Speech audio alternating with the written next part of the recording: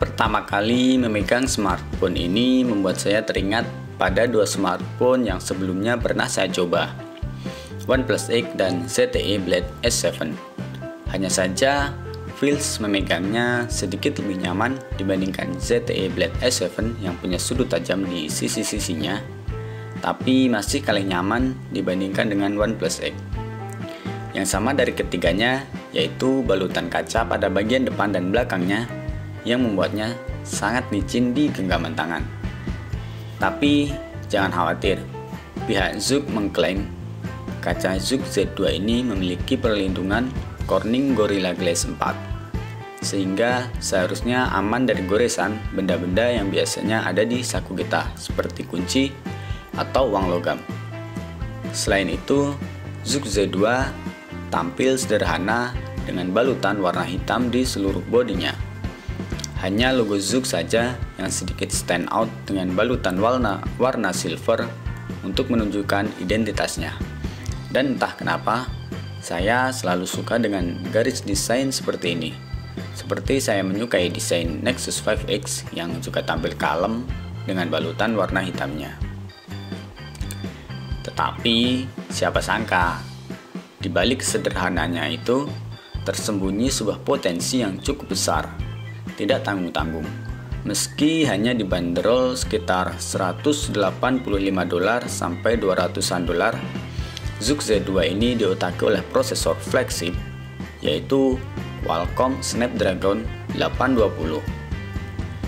Smartphone termurah dengan prosesor Snapdragon 820, RAM 4GB dan ROM 64GB yang saya temui di pasaran.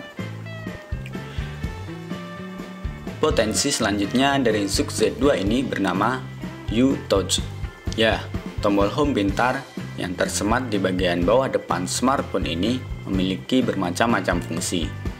Selain berfungsi sebagai fingerprint scanner, tombol home dan back seperti M-Touch-nya Meizu, tombol tersebut memiliki fungsi yang lain, seperti slide left or right untuk berpindah aplikasi yang ada di histori aplikasi. Selanjutnya ada press home twice, long press home, dan long touch home yang fungsinya dapat dikustomisasi sesuai kehendak kita, seperti untuk menampilkan histori aplikasi, mematikan layar, membuka bilah notifikasi, bahkan untuk membuka salah satu aplikasi favorit yang kita inginkan. Selanjutnya, masuk ke user interface. Zook Z2 ini membawa UI besutan Zook sendiri bernama ZUI. Tidak seperti kakaknya yang menggandeng CyanogenMod. ZUI ini menurut saya adalah UI yang simple dan cukup intuitif. Sebagaimana UI smartphone besutan Tiongkok, ZUI tampil tanpa up drawer. Kemudian, ketika kita melakukan swipe ke bawah pada status bar, yang muncul hanya murni bilah notifikasi saja. Sedangkan untuk menampilkan toggles quick setting seperti untuk menghidupkan WiFi, Bluetooth, dan lain-lainnya dilakukan dengan melakukan swipe ke atas dari bawah layar. ZUI juga membawa aplikasi bernama U-Health yang bisa kita akses di bagian paling kiri home screen. Aplikasi ini dapat menghitung jumlah langkah kita, bahkan bisa untuk menghitung detak jantung. Ya, meskipun hasil penghitungannya mungkin tidak seakurat wearable devices seperti smartwatch atau smartband, karena mungkin smartphone tidak selalu kita bawa kemana-mana. Satu catatan penting yang perlu diperhatikan bagi pengguna awam yang ingin meminang smartphone ini adalah Zook Z2 datang dengan ROM abal-abal. Kecuali mungkin kalau kita membelinya dari website Zook-nya langsung. Dan artinya kita harus flashing. Dan parahnya, ROM abal-abal ini kabarnya ditunggangi malware yang cukup berbahaya. Sehingga setelah menerima Zook Z2 ini sebaiknya langsung di-flash menggunakan ROM aslinya. Tutorial flashingnya bisa dilihat di forum zookfans.eu atau klik link yang saya taruh di deskripsi. Spesifikasi lain dari smartphone ini adalah Zook Z2 membawa layar seluas 5 inch dengan resolusi Full HD. Warna yang ditampilkan cenderung natural, tetapi bisa diubah di setting jika dirasa tidak sesuai selera. Kemudian, Zook Z2 ini mendukung semua jaringan di Indonesia. Bahkan terdapat dukungan untuk jaringan CDMA. Selain itu, seperti pada Zenfone 3, ketika salah satu SIM card beroperasi pada jaringan 4G, satu SIM card lainnya dapat beroperasi pada jaringan 3G. Apa keuntungannya? Bisa dibaca di blog Om Heri SW di ponselmu.com. Selanjutnya, dengan spesifikasi kelas flagship, ada Snapdragon 820, GPU Adreno 530, RAM 4GB, ROM 64GB. Performa Zook Z2 ini tidak perlu diragukan lagi. Buka tutup aplikasi, berpindah antara aplikasi, multitasking, smooth banget.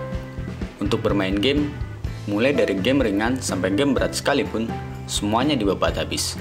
Hanya saja setelah digunakan untuk bermain game beberapa menit, atau jika ada penggunaan data yang cukup intens, bagian belakang Zook Z2 ini akan terasa hangat. Ya, meskipun masih dalam batas wajar. Tapi masih batas wajar. Lanjut ke sensor. Sensor yang disematkan ke dalam Zook Z2 ini bisa dibilang cukup lengkap. Hanya minus temperatur dan pressure. Untuk sensor sidik jarinya bisa dibilang lumayan cepat dan akurat. Oh iya, sensor sidik jari Zook Z2 ini tinggal disentuh saja, jadi tidak perlu menekan tombolnya terlebih dahulu seperti kebanyakan smartphone dengan sensor sidik jari di depan. Pihak Zook mengklaim bahwa fingerprint sensor ini dapat dibuka dalam keadaan tangan yang basah. Tapi ketika saya coba, sepertinya saya gagal terus. Masuk ke sektor baterai. Baterai 3500 mAh yang dibawanya memiliki daya tahan yang baik. Dengan pemakaian alat saya yang cukup intens membuka media sosial, browsing, nonton video di YouTube, dan sesekali bermain game, baterai Zook Z2 bisa bertahan lebih dari 24 jam dengan screen on time sekitar 4-5 jam. Pengisian baterainya sendiri tergolong cukup cepat, dari 10 ke 100% hanya membutuhkan waktu kurang lebih sekitar 1,5 jam, ya lebih dikit lah. Terakhir adalah kamera. Zook Z2 ini dibekali kamera belakang 13 megapiksel. Hasil dari kameranya sudah cukup bagus untuk kondisi pencahayaan yang melimpah. Tapi semuanya berubah ketika cahaya mulai berkurang. Di kondisi low light, pasukan noise mulai merajalela. Hal ini mungkin dikarenakan boost ISO yang sepertinya terlalu tinggi untuk mendapatkan hasil gambar yang terang. Dan ketiadaan mode manual juga membuat satu-satunya cara untuk mengurangi sedikit noise yang muncul adalah dengan mengaktifkan mode HDR. Untuk kamera depannya, ya sudah cukuplah untuk sekedar selfie dan share ke media sosial.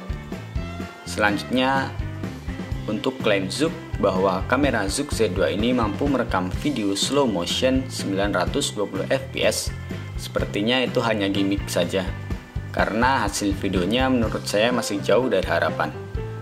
Semoga ke depan ada update software dari pihak Zook untuk memperbaiki permasalahan pada kamera ini. Berikut adalah hasil tangkapan dari kamera Zook Z2.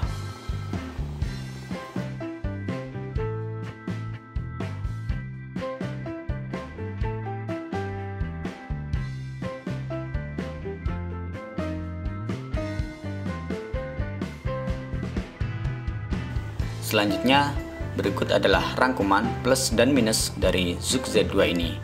Bisa teman-teman pause dulu video ini untuk membacanya. Kesimpulannya, hadir dengan ROM abal-abal. Hal ini membuat Zook Z2 tidak cocok bagi teman-teman yang ingin membeli smartphone yang tinggal pakai. Kemudian yang kedua, apabila teman-teman mementingkan performa kamera, maka Zook Z2 sepertinya bukan pilihan yang tepat. Karena menurut saya performa Zook Z2 ini biasa saja kameranya, bahkan cenderung lemah pada kondisi low light. Tapi selain dua faktor tersebut, saya rasa Zook Z2 sangat layak untuk dimiliki.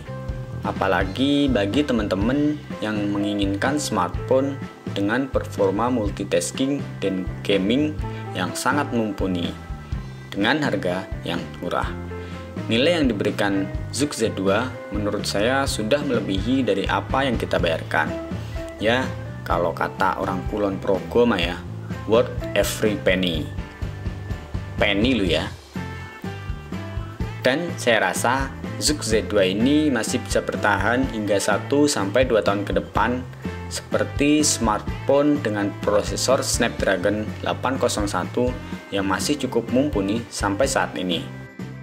Oke, demikian review dari Zook Z2 ini. Saya pamit undur diri. Wassalamualaikum warahmatullahi wabarakatuh.